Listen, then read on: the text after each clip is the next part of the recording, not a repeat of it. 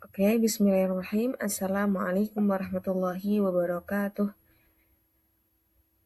Pada kesempatan kali ini, kita akan belajar terkait dengan materi peluang.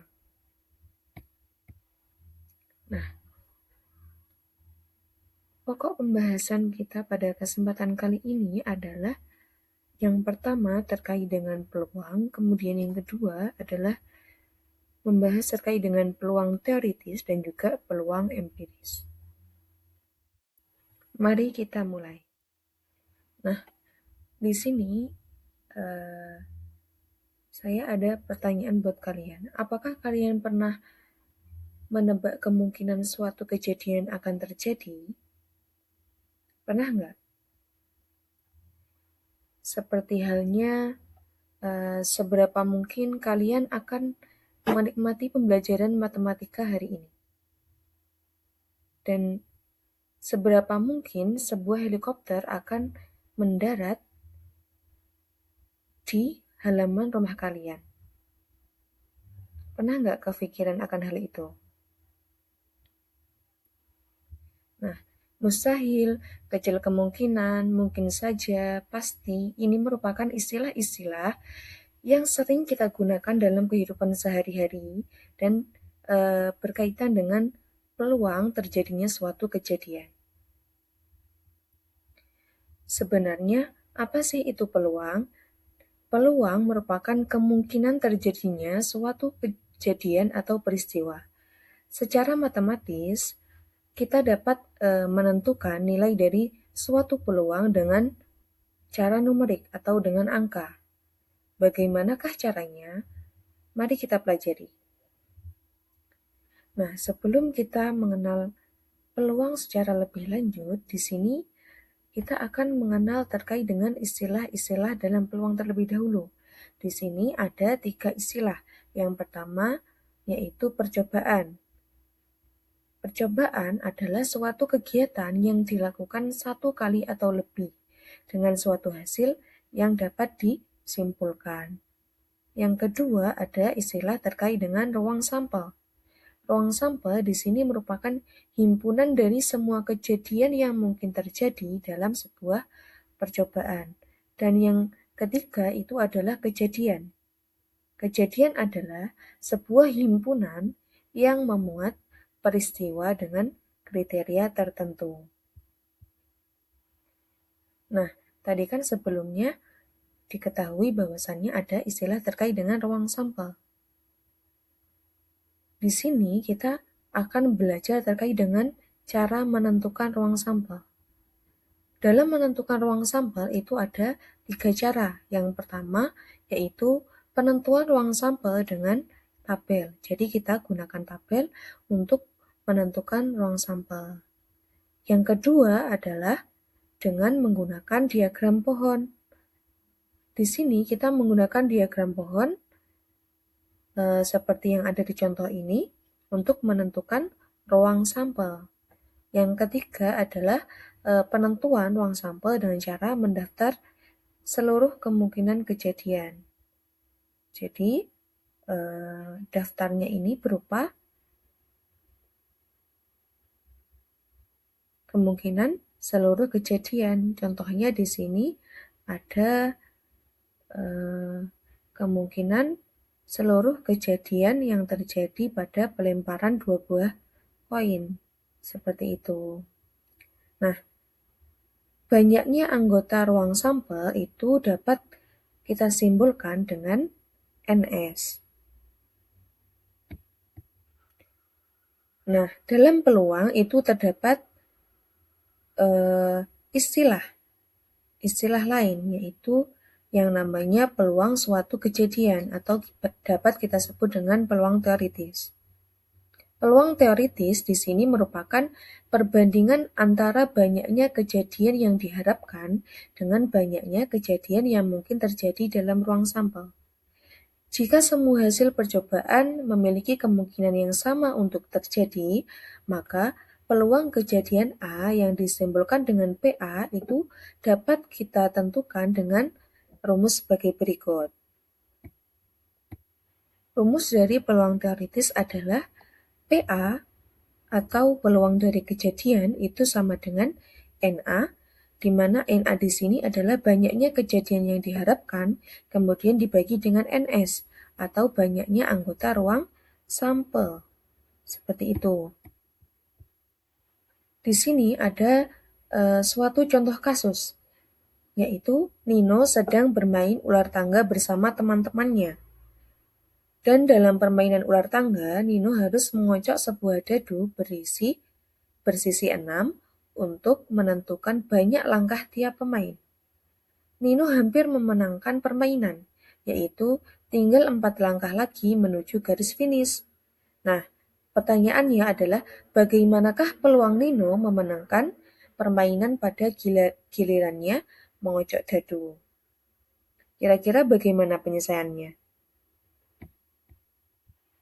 Nah, dari soal tadi itu bisa kita ketahui bahwasannya percobaan yang dilakukan Nino adalah pengocokan sebuah dadu dengan ruang sampel yaitu beranggotakan 6 mata dadu, 1 sampai dengan 6.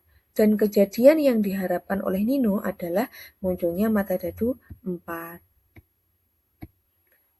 Setelah kita mengetahui apa yang diketahui tadi, kita masukkan ke dalam rumus peluang teoritis, yaitu PA sama dengan NA dibagi NS. Yaitu kita dapati bahwasannya banyaknya anggota kejadian yang diharapkan Nino adalah berjumlah 1, kemudian dibagi dengan banyaknya anggota ruang sampel, yaitu 6. Nah, pada kasus Nino ini, peluang ia memenangkan permainan adalah 1/6. 1/6 ini dapat juga kita nyatakan dalam bentuk desimal menjadi 0,16. Atau bisa juga kita nyatakan dalam bentuk persen, yaitu 16,66%. Oke, di sini kita akan melakukan eksplorasi. Kalian bisa men-scan barcode untuk memudahkan kalian dalam menentukan peluang munculnya mata dadu yang ada di persoalan kali ini. Di sini adalah persoalannya, tentukan peluang-peluang dari kejadian pelemparan sebuah dadu berikut. Yang pertama, yaitu peluang munculnya mata dadu 1. Kira-kira peluang munculnya mata dadu 1 itu berapa? Kalau kita menggunakan rumus peluang teoritis tadi, kita bisa tahu bahwasannya jumlah kejadian muncul mata dadu 1 adalah 1. Kemudian jumlah secara keseluruhan ruang sampelnya adalah 6. Jadi peluang munculnya mata dadu 1 adalah 1/6. Yang kedua adalah peluang munculnya mata dadu ganjil. Dalam pelemparan sebuah dadu, mata dadu ganjil itu akan muncul sebanyak 3 kali, yaitu angka pelemparan 1, 3, dan juga 5. Jadi 3 kali ya kejadiannya. Kemudian seluruh kejadian ruang sampelnya adalah 6.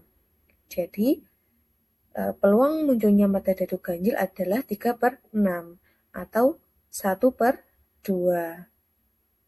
Yang ketiga adalah peluang munculnya mata dadu genap.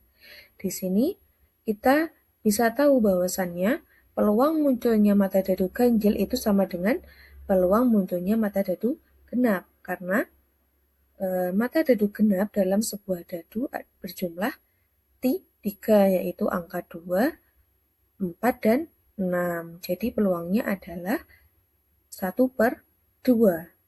Yang keempat, peluang munculnya mata dadu kurang dari 7. Kira-kira dalam sebuah dadu muncul mata dadu kurang dari 7 itu berapa? Ada 6. Ya kan? 6. Seluruh kejadian yang mungkin terjadi itu ada 6. Kemudian ruang sampelnya ada 6 juga. Jadi peluang munculnya mata dadu kurang dari 7 adalah 6/6 atau 1. Kemudian Yang kelima adalah peluang munculnya mata dadu 10. Kira-kira mungkin nggak ya mata dadu 10 itu muncul ketika pelemparan sebuah dadu? Mungkin nggak? Nggak mungkin kan? Oke, jadi ini termasuk kejadian mustahil. Nah, kemudian dari kegiatan eksplorasi ini kita bisa simpulkan bahwasannya suatu peluang itu memiliki rentang nilai.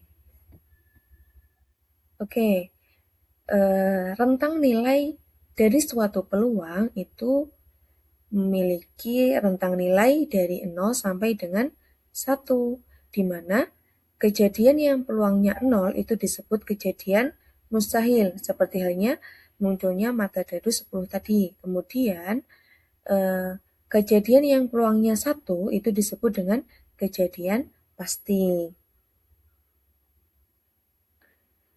Nah, dari kegiatan eksplorasi tadi dan juga pengertian dari rentang nilai peluang itu bisa kita simpulkan bahwasannya rentang nilai peluang adalah antara 0 sampai dengan 1 atau bisa kita tuliskan secara matematis yaitu PA adalah lebih dari sama dengan 0 kurang dari sama dengan 1. Nah, di sini ada kuis ya, silahkan mempersiapkan kertas kalian untuk menjawab, kemudian tulis jawaban kalian di kolom komentar disertai dengan nama dan kelasnya. Di dalam kuis ini disajikan suatu permasalahan di mana ada sebuah kotak berisi 3 dadu berwarna merah dan 7 dadu berwarna putih. Jika dalam tas tersebut diambil 1 dadu secara acak, maka peluang terambilnya dadu berwarna putih adalah... Oke, silahkan kalian kerjakan, kemudian tulis jawaban kalian di kolom komentar. Sudah? Oke, kita lanjut. Nah, setelah kalian melakukan atau mengerjakan kuis tadi, di sini Ibu ada suatu pertanyaan. Bagaimana cara kalian untuk menentukan peluang jika kalian belum mengetahui ruang sampelnya? Kira-kira ada yang tahu nggak caranya gimana? Oke, dalam menentukan peluang, jika kita tidak mengetahui ruang sampelnya, itu bisa kita selesaikan dengan cara mengetahui atau menentukan frekuensi relatifnya. Di sini, frekuensi relatif suatu kejadian adalah suatu kemungkinan yang dihitung dari banyaknya suatu kejadian terhadap total banyaknya percobaan yang dilakukan. Di sini, frekuensi relatif juga sangat sering disebut dengan peluang empiris. Nah, kumpulan dari banyaknya percobaan itu disebut dengan eksperimen. Nah, dalam menyelesaikan frekuensi relatif itu terdapat suatu rumus, yaitu rumusnya FRA atau frekuensi relatif A atau bisa kita disebut dengan peluang empiris tadi, itu sama dengan NA atau banyaknya anggota dari kejadian A kemudian kita bagi dengan banyaknya percobaan. NA dibagi dengan NS. Oke, di sini ada suatu contoh terkait dengan frekuensi relatif. Di sini disajikan gambar uang koin. Uang koin rupiah. Pertanyaannya adalah sebuah koin ini dilempar sebanyak 80 kali dan sisi angka atau A itu muncul sebanyak 50 kali. Hitunglah frekuensi relatif munculnya sisi angka. Ada yang bisa? Nah, penyelesaiannya adalah seperti ini. Tadi kan diketahui pada soal itu total percobaan sebanyak 80 kali. Jadi di sini NS-nya adalah sama dengan 80. Kemudian jumlah kejadian A atau jumlah sisi angka muncul adalah sebanyak 50 kali. Jadi NA-nya adalah 50. Nah, kemudian setelah diketahui total percobaan, kemudian jumlah kejadian A-nya, kita masukkan ke dalam rumus frekuensi relatif, yaitu FRA sama dengan NA dibagi NS. Sehingga kita dapati bahwasannya NA-nya adalah 50, kemudian NS-nya 80. Sehingga kalau disederhanakan kita bagi keduanya ini dengan 10, maka menghasilkan 5/8. Jadi, frekuensi relatif munculnya sisi angka adalah 5/8 atau kita bisa sajikan dengan angka desimal sebesar 0,625 atau dalam persen 62,5%. Seperti itu cara penyelesaiannya. Nah, kemudian di sini kita akan membahas terkait dengan hubungan antara frekuensi relatif dan peluang teoritis. Tadi kan kita awal tadi kita sudah membahas terkait dengan peluang, kemudian peluang teoritis dan juga frekuensi relatif. Nah, di sini kita akan membahas juga terkait dengan hubungannya. Seperti itu. Jadi hubungannya adalah jika banyaknya percobaan yang dilakukan secara acak semakin besar, maka nilai frekuensi relatif dari suatu kejadian akan mendekati suatu nilai tertentu yang disebut dengan peluang teoritis kejadian tersebut. Seperti itu. Nah, di sini ada kuis ya. Silahkan persiapkan kertas kalian. Di sini kuisnya adalah sebuah dadu dilempar undi berkali-kali. Hasil lempar undi dadu tersebut ditunjukkan pada gambar berikut atau pada grafik berikut. Nah, pertanyaannya adalah tentukan frekuensi relatif mata dadu dengan bilangan ganjil. Silahkan selesaikan ya, kemudian tulis jawaban kalian melalui kolom komentar.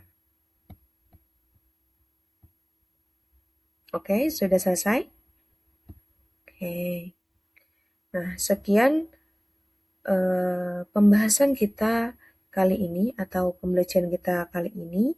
Bila ada banyak salah dan kurangnya, saya mohon maaf. Akhiran wassalamualaikum warahmatullahi wabarakatuh.